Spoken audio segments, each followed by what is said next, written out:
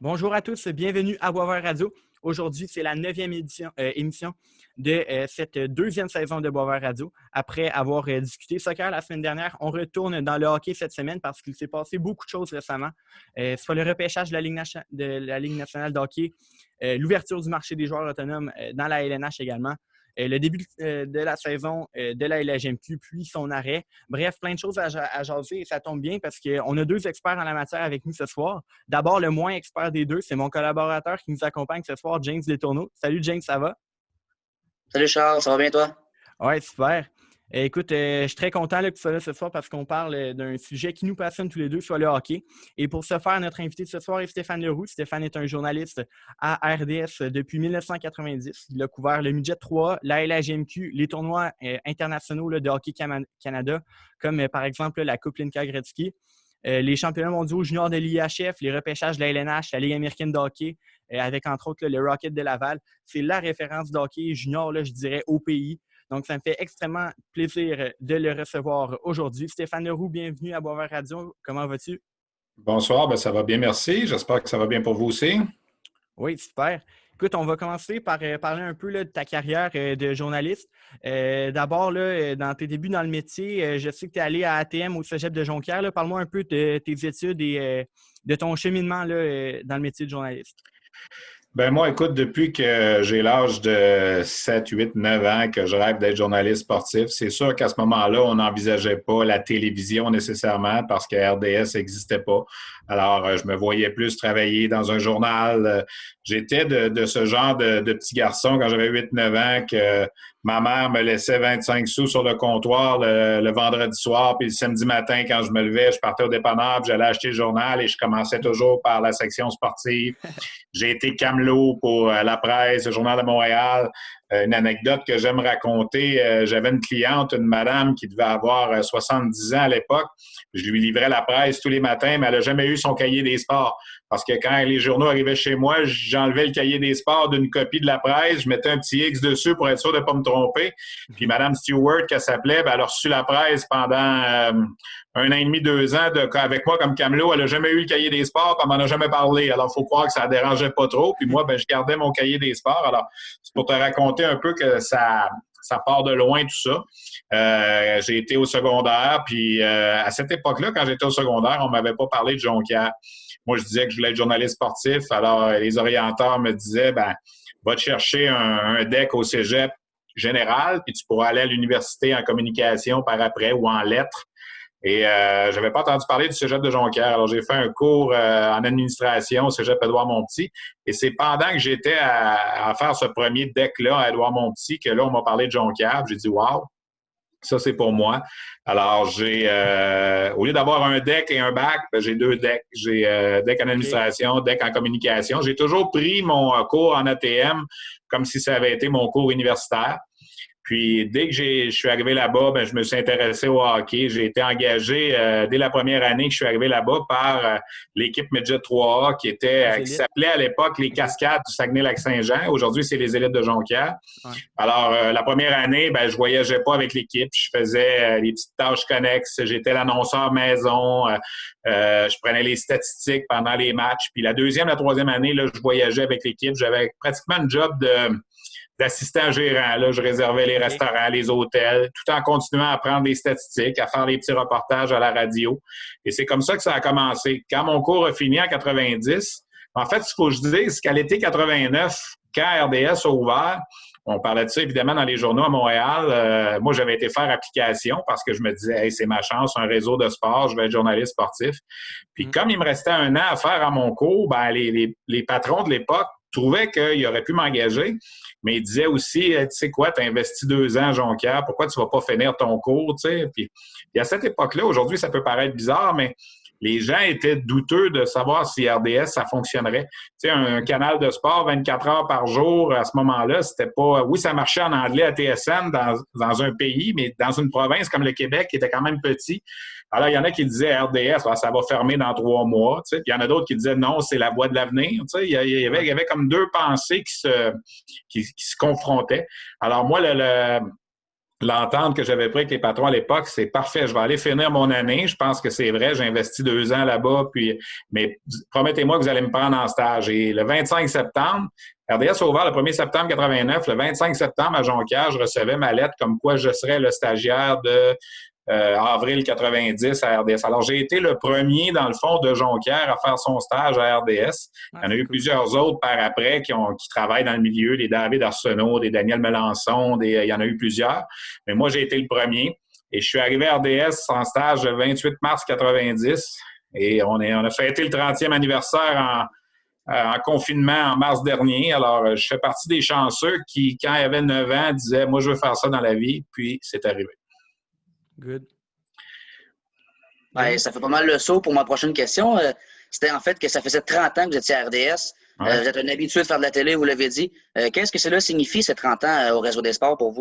Bien, je fais partie des chanceux parce que dans le monde dans lequel on vit aujourd'hui, faire 30 ans au même endroit, là, c'est quelque chose d'assez rare. Il y a tellement de gens qui ont de la difficulté à pouvoir avoir une longévité, peu importe le milieu dans lequel tu es. Tu sais. Alors, 30 ans au même endroit, pour moi, c'est extraordinaire. Puis, je suis chanceux. J'aimais ça à l'époque. J'aime encore ça aujourd'hui. J'ai développé un créneau au début des années 90. En fait, je te dirais que de 90 à 94, j'ai fait un peu de tout. Tu sais, je lisais les bulletins Sport 30. Oui, je couvrais du hockey, mais j'ai couvert toutes sortes d'affaires. J'ai couvert des expos, j'ai couvert des matchs de tennis au Stade Jarry à l'époque. Dans les 3-4 premières années, là, disons que j'ai fait pas mal le tour. Puis quand il y a eu un conflit de travail dans la Ligue nationale en 94-95, où là, il n'y avait pas de hockey de la Ligue nationale, là, les patrons se sont dit, il faut qu'on trouve la façon de remplir les bulletins de nouvelles. On n'a pas le choix. C'est là qu'on a décidé de m'affecter au hockey junior à temps plein. Alors, avant, j'avais fait le hockey junior et autre chose. À partir de 94-95, je te dirais là, que 98 des heures que j'ai fait à RDS ont été sur le hockey junior, Ligue américaine, midget, en tout cas hockey amateur. Là, un petit peu de Ligue nationale de temps en temps pour des remplacements, mais grosso modo, c'était ça. Alors, 30 ans RDS, puis 25 ans, je te dirais presque à temps plein là, de hockey amateur. Très impressionnant. Et parlant de ça, pendant vos années là, en tant que journaliste pour le hockey amateur, vous avez été aux premières loges là, de plusieurs grands événements sportifs. Là. Il y en a quelques-uns qui me reviennent en tête tout de suite. Par exemple, le but de Jordan Eberle avec 5 secondes. La remontée là, en 2012 du Canada contre la Russie avec entre autres un Gallagher là, qui avait connu un excellent match en demi-finale, ou même en 2020, là, la remontée de 3-1 à 4-3 pour le Canada contre l'or pour la médaille d'or à Ostrava là, avec le but d'Akil Thomas et ensuite là, la rondelle qui a touché la caméra dans la dernière minute. Ouais. À votre avis, là, c'est quoi le plus beau moment que vous avez couvert là, dans votre carrière de journaliste? Ben moi, quand on me pose cette question-là, j'ai toujours 3 moments. Puis j'ai de la misère à les mettre dans l'ordre. Là. Alors, je vais te donner les 3. Tu as parlé du but de Jordan Eberle en 2009. Ouais. C'est sûr qu'on me parle souvent de ça. Le moment était grandiose et tout ça. Et c'était même pas la finale, c'était la demi-finale. Mais ça faisait 4 ans de suite que le Canada gagnait la médaille d'or. Et là, il était à 5 secondes de se faire éliminer. Finalement, Eberle a marqué. Et le Canada a gagné par la suite en tir de barrage et a gagné la finale. Alors ça, c'est sûr que c'est un grand moment au niveau du mondial junior. Je pense que la Coupe Memorial de 1996 par les Prédateurs de Granby avait été quelque chose de spécial. Moi, j'ai été chanceux parce que ça faisait 5-6 ans que je travaillais à RDS et le Québec a finalement gagné la Coupe Memorial. Mais ça faisait 25 ans qu'une équipe du Québec n'avait pas gagné. Il fallait remonter à Guy Lafleur en 71. Alors, c'était un moment spécial. On sentait qu'il y a de quoi de spécial qui se passait. On a fait un documentaire à RDS il y a quelques années, que ça faisait 25 ans, cette conquête-là. Puis je pense que les gens toi qui es plus jeune, puis tout ça, vous pouvez regarder ça, là, puis je veux dire, avoir des frissons, tu sais, de voir des joueurs pleurer sur le banc, tu sais, des Francis Bouillon, des Daniel Gonneau, tu sais, on sentait l'émotion, Michel Terrien qui était coach, les propriétaires, les frères Morissette, des gros bonhommes de construction qui en avaient les larmes aux yeux, tu sais, c'était quelque chose de spécial qu'on vivait à ce moment-là, et ça a changé la donne pour le Québec. Depuis ce temps-là, des Coupes Memorial, il y en a beaucoup plus régulièrement, tu sais, mais avant 96, écoute, on faisait rire de nous autres, on arrivait à la Coupe Memorial, puis les journalistes de l'Ontario et de l'Ouest nous disaient « Puis, à l'air de quoi votre petite équipe Midget 3A cette année? » C'était arrogant comme ça. Alors, c'est pour vous dire comment ça a changé. Puis le troisième événement, je pense que ça ne peut pas passer sous silence, c'est d'avoir eu la chance de couvrir les Jeux olympiques de Vancouver. d'avoir décrit 13 matchs de hockey masculin. J'ai pas décrit les matchs du Canada, c'était Pierre Houd et Benoît Brunet qui faisaient ça à l'époque, mais d'avoir décrit 13 matchs aux Jeux olympiques, c'est quelque chose qui reste quand même spécial, surtout que ces Jeux olympiques-là étaient présentés au Canada et RDS était le diffuseur officiel. On n'a pas eu ça souvent dans l'histoire. On n'aura probablement jamais la chance de revivre ça. Si jamais les Olympiques reviennent au Canada, c'est vraiment pas clair que ça va être RDS qui va avoir les droits et c'est pas clair que je vais être encore là pour décrire. Alors, 2010 a été spécial. Puis moi, je célébrais pendant les Jeux olympiques de 2010 mon 20e anniversaire à RDS. J'avais commencé en 90. Alors, d'avoir été là 20 ans plus tard, de pouvoir décrire les Jeux olympiques, je pense que ça aussi, ça a été spécial. Alors, c'est ces 3 moments-là, là, je te dirais, qui sont les plus marquants. Wow. Ben, avant de parler de l'actualité hockey, j'aimerais qu'on parle un peu de votre fils, Jasmin, ancien étudiant à ATM. Il couvre pas mal le midget 3 là, pour RDS. Est-ce que vous serez prêt à dire qu'il suit vos traces? Ah, ben c'est sûr. Écoute, il est tombé dedans quand il était petit, c'est clair. Il a eu la chance de venir quelques fois avec moi à des championnats du monde de hockey junior. Je me souviens, il était tout petit en 2006. Il avait 9 ans, 10 ans. Puis, je l'avais emmené à Vancouver. Il est venu même à Halifax en 2003. Buffalo en 2011. Ça a été peut-être le premier où il avait la chance un petit peu de s'impliquer un petit peu. On le faisait travailler il aidait à transporter les trépieds, les caméras, puis il avait la chance d'être proche de l'équipe, puis tout ça. Alors, c'est sûr qu'il a baigné là-dedans quand il était tout petit, mais il a fait son chemin, tu sais, je veux dire, il est arrivé en 2012, puis il a eu la chance d'être engagé par la Ligue de baseball junior élite du Québec. Il a commencé comme ça, il faisait de la radio, il avait 15-16 ans. Alors, aujourd'hui, à 24 ans, il a beaucoup plus d'expérience au même âge que moi j'avais à l'époque. Tu sais, moi, j'ai commencé fondamentalement, j'avais 23 ans en 1990. Alors lui, à 24 ans, il a déjà 7-8 ans de bagage derrière lui. On y confie de plus en plus de choses à RDS. C'est le fun. Je trouve ça intéressant qu'il fasse sa place. Et c'est sûr que c'est jamais facile d'être le fils de. Tu sais, on entend souvent cette expression-là, on sait bien, t'es le fils de. Mais tu sais, t'as beau être le fils de, si tu fais pas le travail, ça fonctionne pas. Puis moi, c'est le conseil que je lui dis tout le temps. Tu sais, ne te fie pas à ça. C'est pas parce que moi, j'ai fait 30 ans là-dedans que tu es assuré de faire 30 ans aussi. Alors, mais tu vois, depuis quelques semaines, là, il anime la NFL Red Zone le dimanche après-midi. Puis, on y a animé des matchs de hockey. On y a donné des beaux petits contrats ici et là. Alors, oui, il est dans les traces, c'est sûr. Il est tombé là-dedans quand il était petit, mais je pense qu'il a le talent aussi pour avancer graduellement. Pas trop vite, mais tu sais, des fois, les jeunes, ils veulent toujours que ça aille le plus vite possible. Puis moi, je suis là pour lui dire, hey, regarde, tu as juste 24 ans, prends ton temps. Moi, j'ai décrit mon premier match de hockey là, au championnat du monde de hockey junior, j'avais 31 ans. Fait que prends ton temps, il n'y a rien qui presse. Tu sais, ça va venir en temps et lieu. Là. Good. Parlons maintenant là, de l'actualité hockey. Bien entendu, là, un des sujets là, que tu couvres le plus pour RDS, c'est la LHJMQ. La saison est en cours, en tout cas dans les maritimes pour le moment. Là. Pour ce qui est du Québec, c'est en pause là, officiellement depuis le 14 octobre et c'est supposé reprendre le 28 octobre, mais vu le nombre de cas de COVID-19 quotidien au Québec, rien n'est assuré pour l'instant. Est-ce que tu es optimiste là, à une reprise des activités de la LHJMQ au Québec le 28 octobre?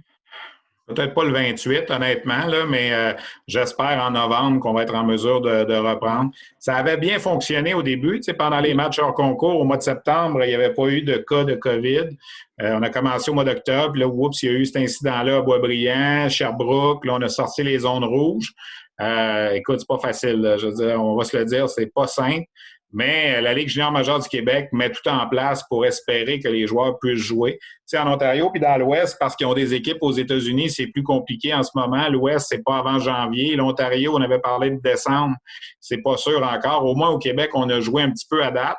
Et je pense qu'en novembre, on va jouer encore. On joue encore de toute façon dans les maritimes, comme tu disais. Ouais. Mais pour les équipes basées au Québec, j'aime à penser, probablement pas le 28, mais peut-être à la mi-novembre, qu'on va être capable de reprendre, là, peut-être en étant encore plus strict, en posant encore plus de tests ou des choses comme ça. Mais c'est sûr que la LHJMQ là, va tout faire pour que les joueurs puissent jouer parce que c'est difficile de perdre un an à cet âge-là. Je regarde la Ligue Midget 3A, là, pas commencer encore, peut-être pas avant janvier. C'est pas évident. C'est une année là, qui est extrêmement importante quand tu es dans 15 et 20 ans comme ça, là, de perdre un an au complet, là, c'est pas évident. Là. On l'a dit, la saison se poursuit quand même dans les maritimes. Puis il y a même certaines équipes du Québec là, qui ont déjà joué 3 ou 4 matchs. Il est un peu tôt, mais est-ce que tu as déjà identifié des équipes surprises ou des équipes même qui te déçoivent en ce début de saison? Bien, la surprise, c'est assurément Batters. Là. Personne ne voyait le Titan gagner 5 de ses 6 premiers matchs, surtout avec un gardien là, qu'on a sorti de nulle part, qu'on est allé chercher dans une transaction parce que les deux gardiens n'avaient pas fait le travail dans les matchs hors concours.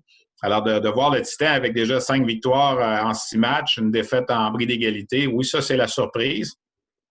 Déception, écoute, c'est peut-être un peu tôt là, pour parler de déception, mais je m'attendais que Val-d'Or parte un peu plus fort que ça. Ils ont perdu 2 matchs contre les Voltigeurs de Drummondville. C'est jamais facile.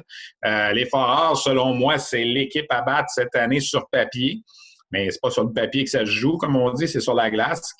Je dirais pas une déception, là, mais j'aurais pensé que Val-d'Or ait commencé peut-être un petit peu plus fort que ce qu'ils ont fait à date.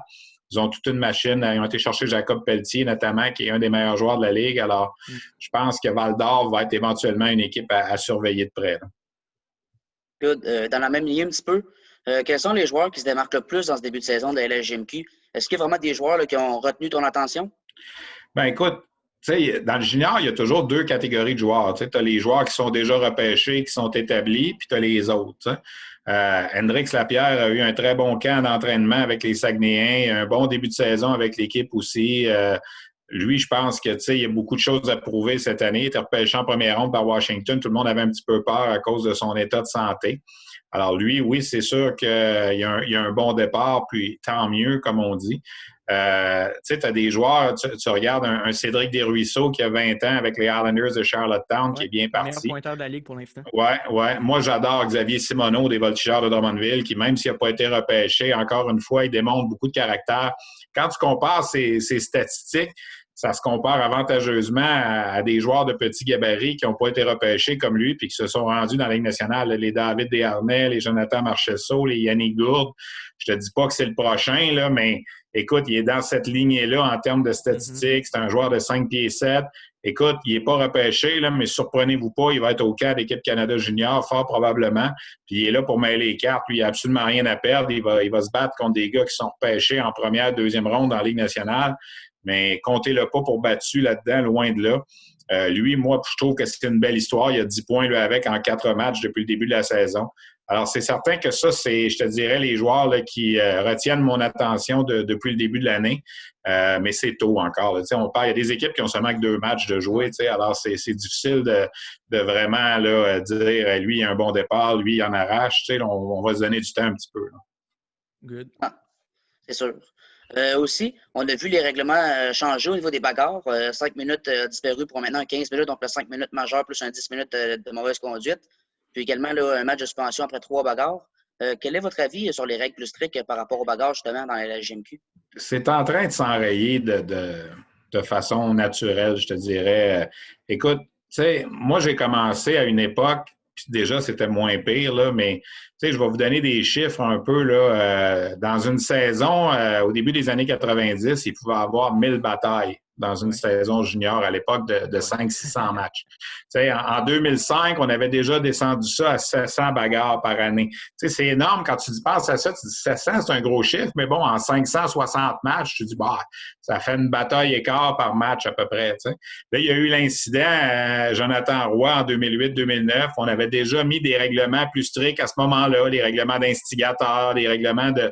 Et déjà là, on avait baissé beaucoup. On avait descendu à quelque chose comme 300 bagarres dans une saison. Et l'an passé, on était rendu à 123 bagarres seulement. Oui, 123, ça a l'air beaucoup, mais à 123 en 600 matchs, c'est une bagarre tous les 4 matchs. Et là, ben, on rajoute un 10 minutes cette année. On rajoute une suspension après 3 matchs. Écoute, après 36 matchs depuis le début de la saison, il y a seulement eu 3 batailles.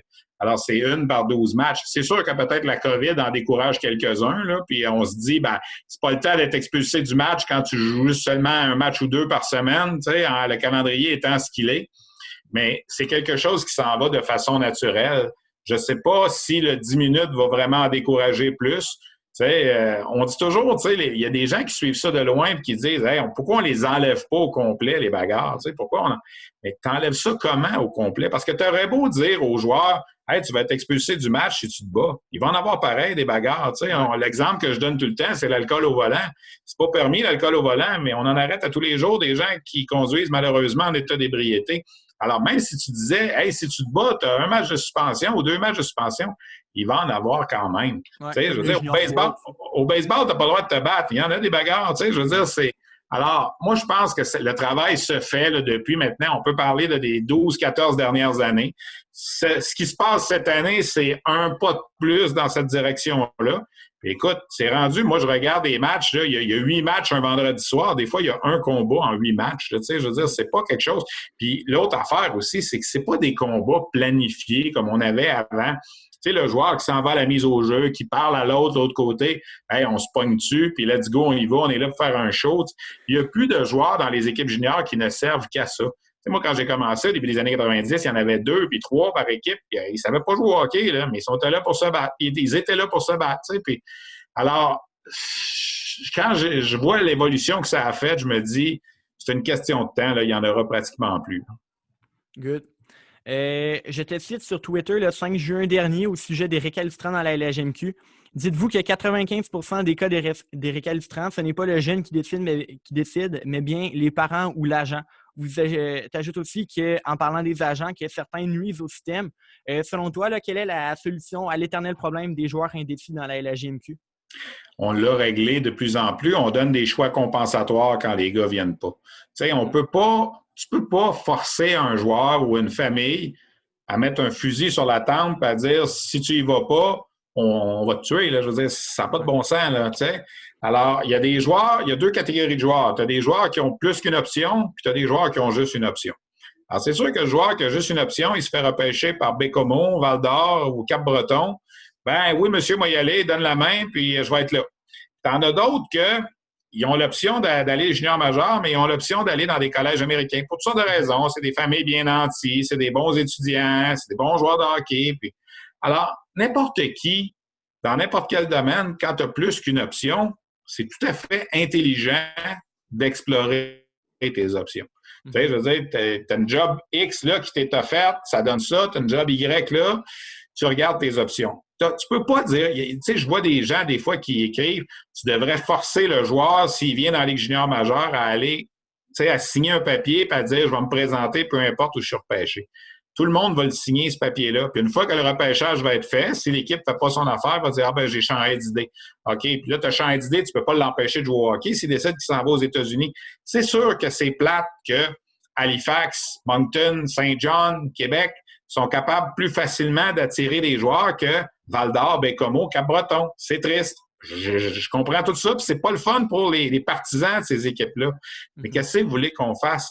Moi, j'ai envoyé mes enfants étudier à Jonquière. Mon fils et ma fille ont été étudiés à Jonquière. Pourquoi? Parce que c'est là que le cours se donnait.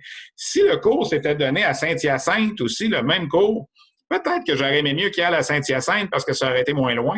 Tu sais, je veux dire, mais là, c'était Jonquière. C'est là qu'on est allé. Tu sais, mais la même chose se prête pour le joueur de hockey. Là. Le petit gars, on prend l'exemple de Nathan McKinnon. Il est originaire d'Halifax. Lui, là, jouer junior, il aime bien mieux jouer à Halifax qu'aller jouer à Bécomo. Là. C'est bien évident. Puis là, Bécomo le repêche, puis il ne veut pas se présenter. Qu'est-ce que tu veux qu'on fasse? On n'est pas pour y casser 2 jambes, là. Je veux dire, tu ne peux pas le forcer. Il n'y a pas un jeune. Puis c'est arrivé avec des gars du Québec aussi. Nicolas Roy était repêché par Cap-Breton. Il ne voulait pas y aller au Cap-Breton. Ses parents disaient on veut qu'il reste au Québec, qu'il finisse son secondaire 5 au Québec.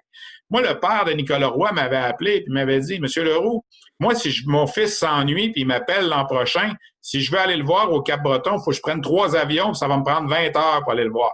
Je prends un avion de Val-d'Or à Montréal, de Montréal à Halifax, de Halifax à Sydney. Il dit, ça n'a pas de bon sens, là. Ça va me coûter 2000 $ pour aller passer 3 jours avec mon fils parce qu'il s'ennuie. Alors que s'il est repêché par Gatineau, je vais prendre mon auto, ça va me prendre 4 heures pour m'être rendu, puis ça ne me coûtera pas 2000 $. Alors, tu ne peux pas aller contre ça. C'est bien plate, là, on devrait. Ça serait le fun là, si dans le meilleur des mondes, tout le monde est repêché, ils vont tous ce qu'ils vont, sont repêchés, ça serait facile. Mais tu ne peux pas faire. Moi, ce que je dis, pour venir à la citation que tu as sortie du 5 juin, Nathan McKinnon, personnellement, moi, je pense que ça n'ira pas dérangé d'aller jouer à Bécomo. Lui, le kid, lui, il voulait juste jouer au hockey, là. Ouais. Avec Bécomo, n'importe où. Mais peut-être que papa et maman McKinnon, ils s'en sont mêlés, puis ils ont dit non, Bécomo, c'est trop loin pour Fiston, là. Puis ça, ben, comme les parents de Nicolas Roy se sont objectés à ce qu'il aille au Cap-Breton. Moi, je pense qu'on ne pourra pas jamais enrayer ça. Au moins, maintenant, il y a un système compensatoire. Ouais. Le joueur, l'équipe prend un joueur, ne se présente pas, tu reçois un choix de repêchage équivalent. Fait que ça te donne la chance d'essayer.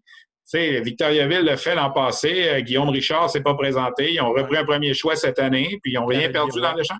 C'est ça, ils n'ont rien perdu dans l'échange. Alors, tu sais, moi, je pense que la Ligue est en train de le régler, mais il y aura toujours des endroits, puis ça, là, ça arrive au hockey junior, mais ça arrive partout dans le monde. Tu sais, c'est un offre de job de la Banque nationale qui t'offre 75 000 par année, puis c'est un offre de job du dépanneur du coin qui t'offre 30 000 par année. Tu vas aller où? Tu vas aller où ce qui est le plus gros, hein? Où ce que c'est plus attrayant? Mais c'est la même affaire pour les joueurs de hockey, tu sais. Good. Parlons maintenant du repêchage de la Ligue nationale de hockey qui a eu lieu récemment. Rapidement, qu'est-ce qui a retenu votre attention lors de cette première ronde? Ben écoute, on a eu 5 joueurs de la Ligue junior majeure du Québec en première ronde. Ça a été quelque chose de bon. Tu sais, le record, c'est 7. Je pense que quand tu peux te permettre en tant que Ligue d'avoir le premier choix au total, c'est une carte de visite incroyable. Tu sais, c'est pas arrivé si souvent. Là, ça faisait seulement la 11e fois en 52 ans là, que la Ligue junior majeure du Québec avait le premier choix au total. Si tu enlèves les Européens ou les gars des Maritimes, c'était seulement le 7e Québécois à qui ça arrivait. Mm-hmm. Alors, de voir un Québécois être repêché, ça donne que c'est les Rangers de New York, tu sais, le gros marché, une équipe originale. Tu sais, c'est le fun de voir ça. Puis, ça n'arrive pas chaque année. Tu sais, ça faisait 17 ans là, que c'était pas arrivé. Marc-André Fleury, quand tu regardes ça, tu te dis « wow », tu sais, c'est un gros « wow » pour la LHJMQ. Tu as eu Hendrix Lapierre, tu as eu Maverick Bourque. Ce que j'ai retenu aussi, c'est que les 3 Québécois qui ont été repêchés en première ronde cette année ont été repêchés par des équipes qui ne repêchent pas souvent au Québec. Tu sais, les Rangers n'avaient pas pris un choix de première ronde au Québec depuis Lucien Deblois en 77. Wow. Tu regardes Washington, ils ont pris Hendrix Lapierre. Ça faisait 10 ans qu'ils n'avaient pas repêché un seul joueur au Québec, toute ronde confondue. Dallas, quand ils ont pris Maverick Bourque, ça faisait 7 ans que ce n'était pas arrivé. Alors, c'est 3 équipes qui n'ont pas repêché souvent au Québec dans les dernières années, qui ont décidé de choisir au Québec. Évidemment, on a retenu que le Canadien est passé tout droit encore. Philosophie d'organisation, simple hasard, c'est difficile de figurer tout ça, mais bon, ça a fait beaucoup jaser là, dans les dernières semaines, dans la dernière semaine et demie. C'est l'avenir qui va dire si c'est correct ou pas ce qu'ils ont fait. Moi, j'ai de la misère à comprendre qu'année après année, ça se répète. Tu sais, une année donnée, le Canadien va te dire « Hey, cette année, ça a mal tombé. Le gars qu'on voulait prendre, il est sorti 3 choix avant. On a essayé de s'avancer pour en repêcher un. On n'a pas été capable de s'entendre. » C'est des choses qui arrivent. Mais quand ça fait 7 ans que tu n'en repêches pas un seul dans les 4 premières rondes, j'ai trouvé ça un petit peu spécial. Toutes les autres équipes de la Ligue nationale ont réussi à en prendre au moins un dans les 4 premières rondes depuis 7 ans, sauf le Canadien. Mais bon, il y a des jeunes qui disent on s'en fout d'où ils viennent, en autant qu'ils soient bons. Je respecte ça. Les plus vieux comme moi, qui avons vu le Canadien gagner avec un paquet de Québécois dans l'équipe, on se dit que c'est important d'en avoir. C'est 2 philosophies qui se frappent. T'es d'un bord ou t'es de l'autre, mais en tout cas, moi, je dis pas qu'ils auraient dû prendre Lapierre à la place de Goulet, ou c'est pas ça que je dis. J'ai juste constaté que depuis 7 ans, c'est la seule équipe qui n'en a pas pris dans les 4 premières. Oui, et vous avez fait là, un article là, le 7 octobre dernier sur le site rds.ca qui porte comme titre justement 0 en 29 depuis 2014, faisant allusion justement au nombre de joueurs de la LHJMQ repêchés dans les 4 premières rondes par les Canadiens. Donc, votre avis là-dessus, si je comprends bien, c'est qu'ils devraient en repêcher? Mon avis, c'est que à un certain moment, là, tu peux twister les affaires un petit peu pour... tu sais, c'est comme je te dis, 1 an, ça peut arriver, là, mais quand ça fait 7 ans, là, tu te poses vraiment une question. Tu te dis, mais pourquoi c'est comme ça? T'sais? Au fil des ans, on a parlé de Nicolas Roy tantôt. Ils sont arrivés en fin de 3e ronde. Ils ont pris Lucas Veidemo de la Suède, puis Nicolas Roy est encore disponible. Là, tu te dis, wow! Même si ça ne marche pas avec Nicolas Roy, le Canadien, ça ferait un bon joueur pour Laval. C'est un Québécois. Ton club école est quand même en sol québécois aussi. Ouais. Entre un Suédois là, caché en arrière d'un sapin de Noël en Suède puis un Québécois qui joue dans ta cour chez vous, des fois, c'est... Mais regarde, c'est eux qui le savent. Là. Moi, je l'ai dit personnellement même, Tu prends un gars d'une école secondaire en 4e ronde du Minnesota, moi, je ne l'ai jamais vu jouer. Là. Alors, je vais me fier à eux. Là. Ils ont vu plus souvent que moi. Là. Moi, je compare. Moi, je suis une chose. Puis, je n'ai pas parlé en plus là-dedans, ce qui est important, puis ça a parti tout croche quand cet article-là a sorti. J'ai pas parlé de Québécois, j'ai parlé de gars de la LHJMQ. Ouais, ça pouvait être un gars des Maritimes, ça pouvait être un Edgar Sokolov du Cap-Breton. Pourquoi tu repêches jamais dans la Ligue, même pas des Européens, même pas des Américains qui jouent au Québec, même pas des gars des Maritimes? Tu sais, ça devient bizarre à un certain moment. C'est comme si cette Ligue-là, pour eux, elle n'existait pas. Alors, je veux pas, tu sais, comme je dis, je veux pas jouer au gérant d'estrade, je veux pas dire qu'il aurait dû prendre lui à la place de lui. Je veux juste dire que c'est quand même bizarre ce qui se passe. Oui, tout à fait. Le Canadien a repêché Kaiden Goulet avec son choix de première ronde, 16e au total. Décrivez-nous, dans le fond, le joueur qu'est Kaiden Goulet et aussi, est-ce que tu aurais fait le même choix que Marc Bergevin, rendu au 16e choix?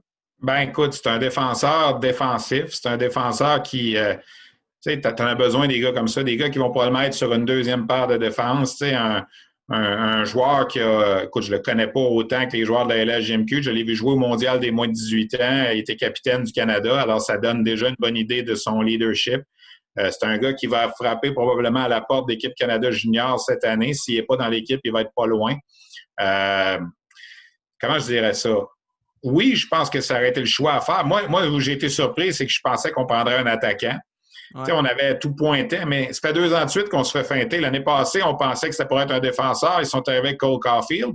Cette année, on pensait que c'était pour être un attaquant. Ils sont arrivés avec Kaiden Goulet. C'est l'avenir qui va le dire. Tu sais, les gens, là, ce que je dis tout le temps, c'est un marathon.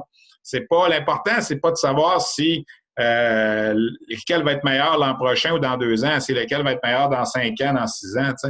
Je me rappelle à l'époque, on avait préféré Max Pacioretty à David Perron. Puis David Perron, l'année suivante, jouait dans la Ligue nationale avec les Blues de Saint-Louis. Puis Max Pacioretty était à Michigan.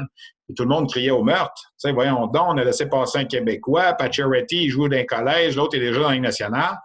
Quand tu regardes avec le recul, sans rien enlever à David Perron, je pense que Max Pacioretty a été un meilleur choix. Ouais. Mais si tu te fiais seulement à l'année suivante ou 2 ans après, tu n'étais pas d'accord avec ça. Alors, on va attendre de voir comment va se développer. On a la même comparaison avec Noah Jolson et Anthony Beauvillier. En ce moment, Jolson, c'est sûr qu'il a été blessé. Beauvillier va très bien avec les Islanders. Alors, c'en est un autre qu'on a peut-être échappé. Oui. Good. Pour revenir à la LHJMQ, c'est Alexis Lafrenière, Dawson Mercer, Henrik Lapierre, Justin Barron et Maverick Bourque qui ont trouvé preneur en première ronde du dernier repêchage, ainsi que le Québécois Jacob Perrault.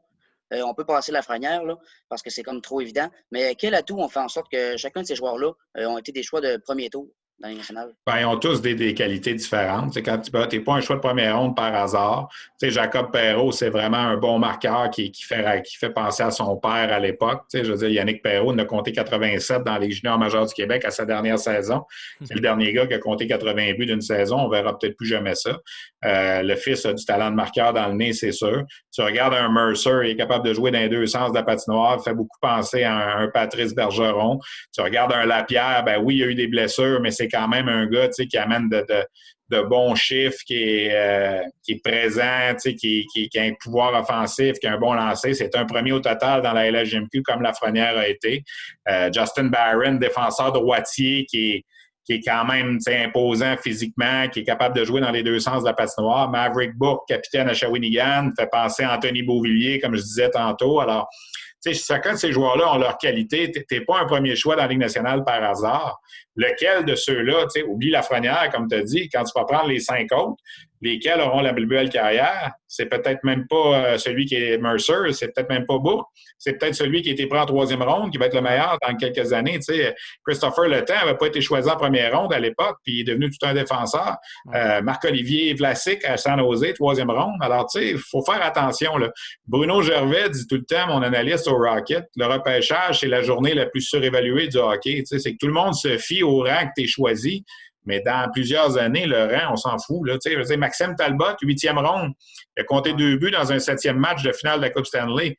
Alors, je pense pas que cette journée-là, quand Pittsburgh le repêchait en 8e ronde, s'attendait qu'il donne une Coupe Stanley aux Pingouins quelques années plus tard. Alors, il faut faire attention avec le rang aussi. Là. Good. En terminant là, rapidement, parce que je vois qu'on n'a plus beaucoup de temps à la réunion, là, une question encore sur notre cher Canadien. mais on va parler plus de l'équipe première. Là, dans le fond, depuis l'élimination de l'équipe face aux Flyers, Joel Edmondson, Jake Allen, Josh Anderson et Tyler Toffoli se sont ajoutés à l'équipe. Si tu avais à donner une note à l'été de Marc Bergevin, là, une lettre là, A, B, C, D ou E, ça serait quoi et pourquoi? A++. Écoute, il y a A++, là, il a fait tout un... Ah oui, regarde, tu sais, tu avais identifié... Moi j'ai envoyé un tweet le soir que le Canadien a été éliminé, puis je disais, il faut trouver 2 attaquants pour jouer, il faut trouver un autre défenseur, il faut trouver un gardien de but, il faut mettre Max Domi dehors. Il a fait tout ça. Écoute, le seul que j'avais mis dehors aussi, que finalement il a signé, c'est Victor Mété, parce que je pense qu'il n'y a plus vraiment de place pour lui, mais tu sais, d'aller chercher tout ce qu'il est allé chercher, l'équipe a complètement changé de visage. C'est grossi en partant. Là, je veux dire, tu as Foley, Anderson, Edmondson, c'est des gros bonhommes. Enfin, un adjoint de qualité pour Carey Price. Non, écoute, tu peux pas rien. Il ne faut pas oublier la prolongation de contrat à Gallagher, la prolongation de contrat à Petrie. C'est 2 grosses signatures aussi, cela, en plus des acquisitions. Ça stabilise l'équipe pour plusieurs années. Moi, je pense qu'il a fait tout une job. C'est la prochaine saison qu'on a hâte de voir si tout ça va réussir à se mettre en place. Parfait. Bon, quelque chose à ajouter, James? Non, ça fait le tour. Merci à toi, Charles, et merci à Stéphane aussi. Ben, ça me fait plaisir, les boys. Longue vie à votre balado-diffusion, puis au plaisir de vous croiser dans un aréna. Excellente. Très belle saison junior, là, si on en a une. Merci. Ce que je vous souhaite. Merci. Merci à toi aussi, James, d'avoir été présent. L'école Pointe-Lévis est chanceuse d'avoir un président comme toi.